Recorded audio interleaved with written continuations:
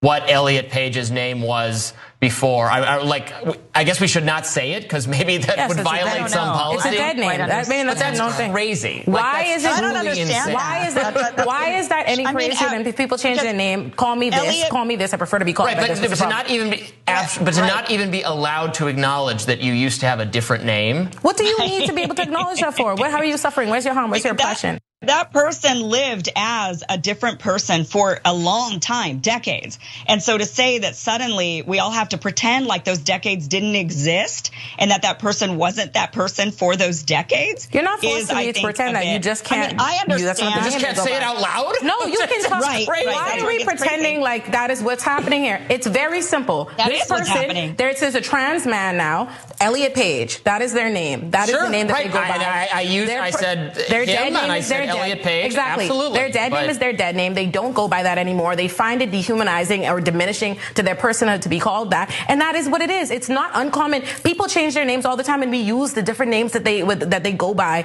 Right, but then if somebody goes, well, who's that? I go, oh, they used to be X. I would fill them in. And you can't do that on social media because of this policy.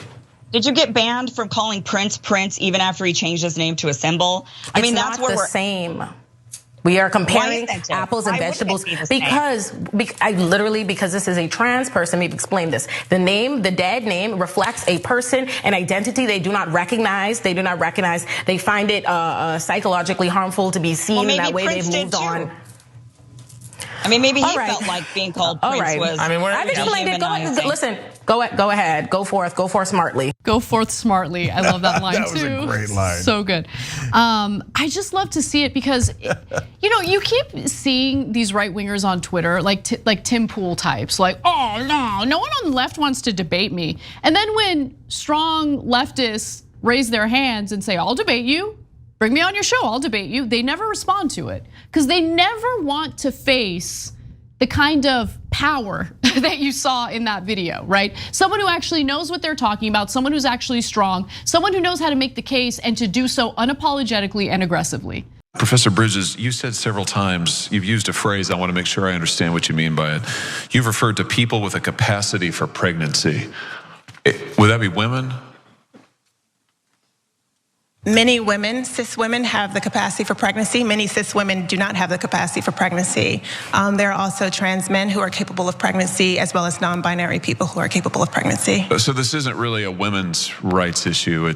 We can recognize that this impacts women while also recognizing that it impacts other groups. Those things are not mutually exclusive, Senator Hawley. I think the way that Kiara Bridges, who's the expert testifying there, the way she handled it was, I think it was fantastic. It was masterful. Because she dismissed, she was informative, but more importantly, she dismissed him. And he, along with other Republican lawmakers, deserve to be dismissed on this issue because it's bad faith. They know there's a difference between gender and sex. They know that it is very possible for someone to be born a biological male or a biological female, but in terms of gender, identify differently as a male or non-binary, but they still have the biological capacity, the physical capacity to get pregnant. So that's why the language, the rhetoric is inclusive to include those people. It is not a big deal,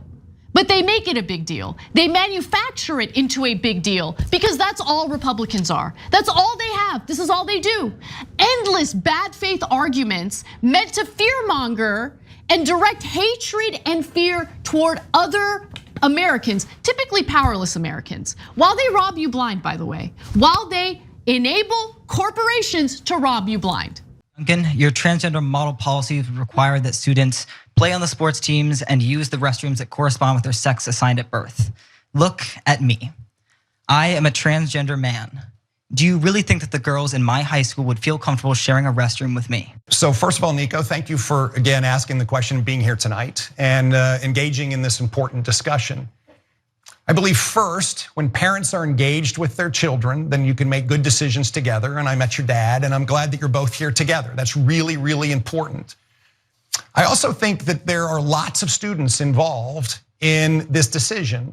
And what's most important is that we try very hard to accommodate students.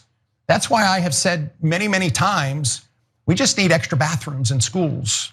We need gender neutral bathrooms. And so people can use a bathroom that they in fact are comfortable with. I think sports are very clear, and I don't think it's controversial. I don't think that biological boys should be playing sports with biological girls. There's been decades of efforts in order to gain opportunities for women in sports, and it's just not fair. And I think that's non-controversial and something that I think is pretty well understood. Again, I think these are very difficult discussions, and I am very, very glad to see you and your dad here together. Let me give Duncan, the Republican governor of Virginia, credit on a number of things, and then I'll tell you what the trick is, okay? So number one, he actually looked reasonable. He wasn't necessarily reasonable, as I'm gonna tell you, but he looked reasonable. He even looked human. So I was kind of taken aback when I saw this clip. I'm so used to Republicans being outward visible, Republican politicians being outward visible monsters where they're not hiding anymore. And I was halfway expecting the guy to, oh, that's a trans kid making a really great point, right? Like, really?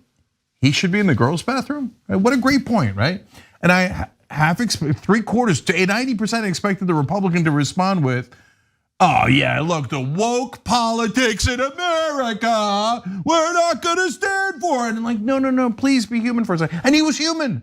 Duncan is smarter than guys like Trump, et cetera, because he can conceal things better.